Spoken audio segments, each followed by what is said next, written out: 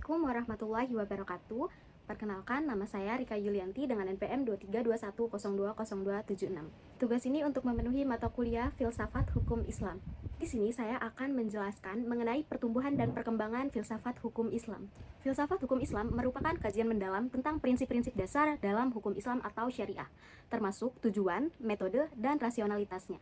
Ilmu ini tidak hanya membahas sumber hukum Islam, tetapi juga bagaimana hukum tersebut berkembang seiring waktu dalam berbagai konteks sosial, politik, dan juga budaya.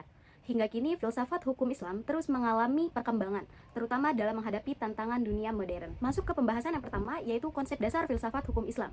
Pengertian filsafat hukum Islam adalah cabang ilmu yang membahas prinsip-prinsip mendasar dalam hukum Islam, termasuk sumber, tujuan, dan metodologi penetapan hukum. Selanjutnya yang B, sumber filsafat hukum Islam. Filsafat hukum Islam bersumber dari beberapa referensi utama, yaitu yang pertama, Al-Quran. Al-Quran adalah sumber utama hukum Islam yang mengandung berbagai aturan, prinsip keadilan, dan nilai-nilai moral. Yang kedua, hadis. Hadis berfungsi sebagai penjelas atau bayan terhadap Al-Quran. Yang ketiga, ijma. Ijma adalah kesepakatan para ulama dalam menetapkan hukum suatu permasalahan yang tidak dijelaskan secara eksplisit dalam Al-Quran dan hadis.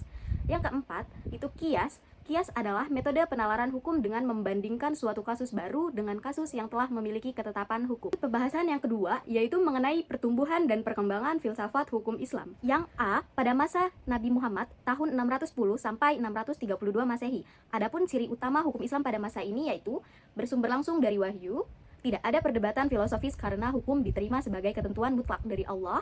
Hukum bersifat fleksibel dan berkembang sesuai dengan kebutuhan umat. Yang B, masa Khulafaur Rasyidin tahun 632 sampai 661 Masehi.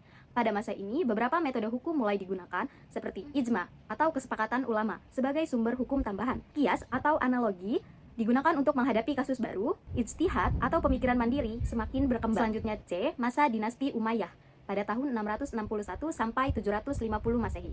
Beberapa perkembangan utama pada masa ini yaitu kompilasi keputusan hukum yang menjadi dasar pembentukan mazhab hukum, pemisahan hukum Islam dari administrasi pemerintahan secara lebih formal, perkembangan awal metode usul fikih sebagai dasar pemikiran hukum Islam. Selanjutnya yaitu pembahasan ketiga, faktor-faktor yang mempengaruhi perkembangan filsafat hukum Islam. A. Faktor teologis. Yang pertama, tauhid sebagai prinsip dasar. Tauhid atau kekuasaan Allah menjadi dasar dari seluruh sistem hukum Islam. 2. Keadilan ilahi. Konsep keadilan dalam Islam diyakini berasal dari Allah, sehingga setiap hukum harus mencerminkan keadilan dan kesejahteraan umat manusia. Ketiga, perbedaan mazhab dalam pemahaman teologi. Perbedaan antara mazhab teologi seperti Asy'ariyah dan Mu'tazilah juga berpengaruh terhadap filsafat hukum Islam, terutama dalam memahami hubungan antara akal dan wahyu dalam hukum. B. Faktor historis. Di dalam faktor historis, yang pertama yaitu periode Nabi Muhammad. Pada masa Nabi, hukum Islam bersumber langsung dari wahyu atau Al-Quran dan Sunnah. Kedua, periode Khulafaur Rasyidin. Setelah wafatnya Nabi, para khalifah mulai menghadapi berbagai tantangan baru yang memerlukan ijtihad dalam menyelesaikan persoalan hukum. Dua, periode Khulafaur Rasyidin. Setelah wafatnya Nabi, para khalifah mulai menghadapi berbagai tantangan baru yang memerlukan ijtihad dalam menyelesaikan persoalan hukum. Tiga, masa dinasti Umayyah dan Abbasiyah. Pada masa ini, pemikiran hukum Islam mulai berkembang secara sistematis dengan munculnya berbagai mazhab fikih dan filsafat hukum. C. Faktor sosial. Di dalam faktor sosial, yang pertama, pluralitas sosial. Masyarakat muslim tersebar di berbagai wilayah dengan budaya yang berbeda, sehingga hukum Islam mengalami adaptasi dengan kondisi sosial yang ada.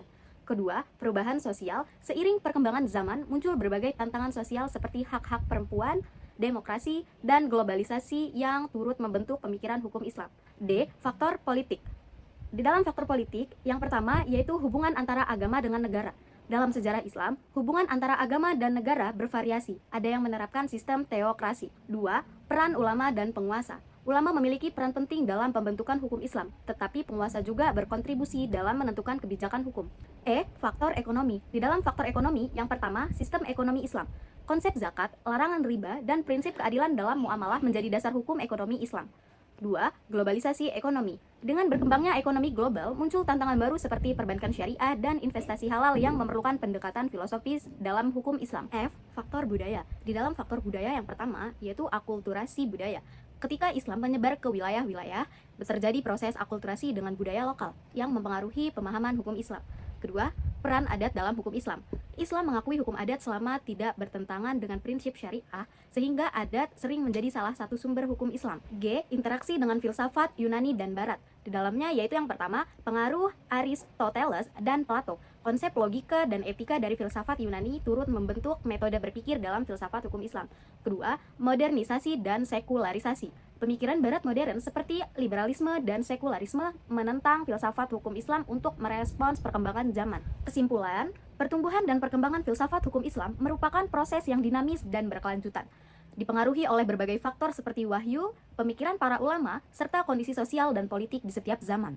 Filsafat hukum Islam berakar pada Al-Quran dan hadis, yang kemudian dikembangkan melalui metode ijtihad oleh para fuqaha dengan menggunakan pendekatan rasional dan empiris. Secara keseluruhan, filsafat hukum Islam tidak hanya berfungsi sebagai landasan normatif dalam kehidupan umat Islam, tetapi juga sebagai sistem hukum yang bersifat dinamis, fleksibel, dan mampu berinteraksi dengan berbagai perkembangan zaman. Sekian penjelasan dari saya, mohon maaf jika banyak salah. Saya akhiri, wassalamualaikum warahmatullahi wabarakatuh.